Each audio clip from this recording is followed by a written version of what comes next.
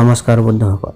পৃথিৱীত এনেকুৱা কিছুমান প্ৰাকৃতিক আৰু প্ৰাচীন মানুহৰ দ্বাৰা প্ৰস্তুত কৰা বস্তু আছে যাৰ নিৰ্মাণ কাৰ্যই বৰ্তমানৰ মানৱ সভ্যতাক হতভম্ব কৰি তোলে। প্ৰাচীন কালৰে পৰা এতিয়ালৈকে থকা এনেধৰণৰ নিৰ্মাণ কাৰ্যবোৰক আজি আমি পৃথিৱীৰ 7টা আচৰিত বস্তু বুলি জানো। আজিও এনেধৰণৰ বহুতো মানুহ আছে যোনে এইবিলাকৰ বিষয়ে বিশেষ একো নাজানে। প্ৰথমটো হ'ল চীনৰ বিখ্যাত দেৱাল, দি গ্ৰেট ৱাল অফ চাইনা।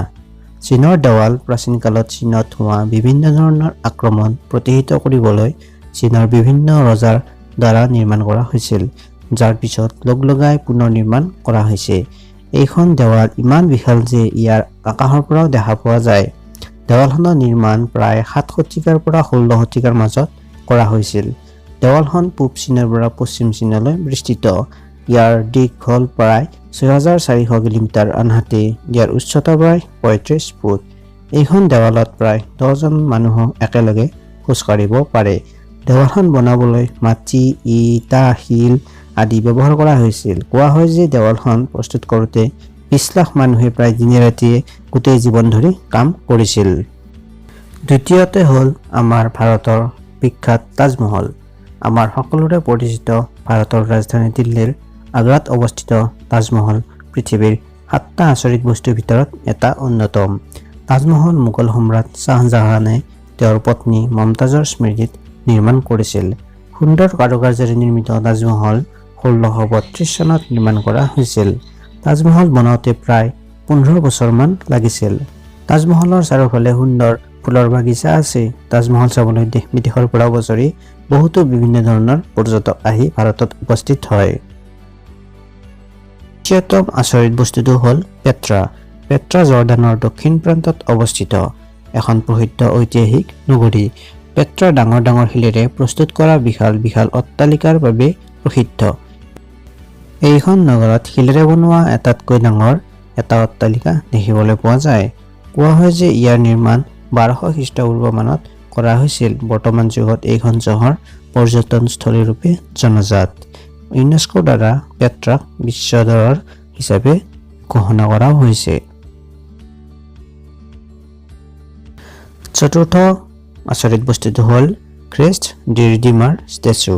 ই ব্ৰাজিলৰ ৰিঅ' ডি জেনেৰিঅ' চহৰত অৱস্থিত। ই ভগৱান যীশুৰ এটা প্ৰতিমূৰ্তি। ই পৃথিৱীৰ উচ্চতম মূৰ্তিবোৰৰ ভিতৰত এটা। মূৰ্তিটো ব্ৰাজিলৰ পাহাৰ এখনৰ ওপৰত অৱস্থিত। মূৰ্তিটোৰ উচ্চতা প্ৰায় 130 ফুট। তাৰ ওজন প্ৰায় 635 টন। ইয়াৰ নিৰ্মাণ 1922 পৰা 1931 চনৰ ভিতৰত হৈছিল। মূৰ্তিটোৰ ডিজাইন ব্ৰাজিলৰ এজন প্ৰসিদ্ধ ইঞ্জিনিয়াৰে কৰিছিল আৰু ইয়াৰ নিৰ্মাণ কাৰ্য ফ্ৰান্সৰ লেণ্ডৱস্কি নামৰ মানুহজনে কৰিছিল।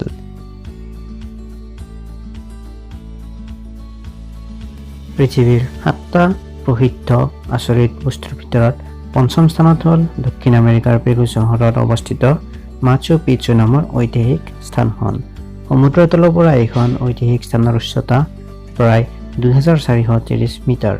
ঐতিহাসিকবিদসকলৰ মতে এইখন স্থানৰ নিৰ্মাণ 14 চনমানত ৰজা পাছা কুটিয়েনি কৰিছিল, যদিও ইয়াক পিছত স্পেইনে দখল কৰি লয়। তাৰ পিছত ইয়াৰ কলাকৃতিবোৰ লাহে লাহে নষ্ট হৈ যাবলৈ ধৰে।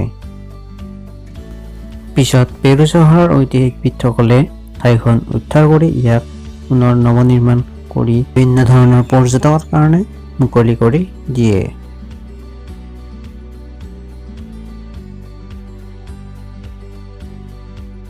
ছয় নম্বৰ স্থানত আছে দ্য ৰোমান কলজিয়াম। ই ইটালীৰ ৰোম চহৰৰ মাজত থকা এখন বিশালকায় ঐতিহাসিক ষ্টেডিয়াম, য'ত প্ৰাচীন কালত জীৱ-জন্তুৰ খেল ধেমালি আদি বিভিন্ন ধৰণৰ সাংস্কৃতিক কাৰ্য অনুষ্ঠিত হৈছিল। পৃথিৱীৰ পুৰণি কলাকৃতিৰ ভিতৰত ই অন্যতম।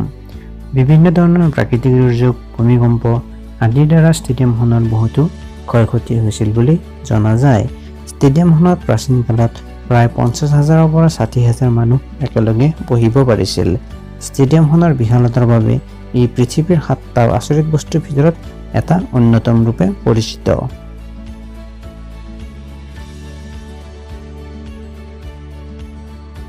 তালিকাখনৰ 7ম স্থানত থকা প্ৰসিদ্ধ আচৰিত বস্তুটো হ'ল চিচেন ইটজা।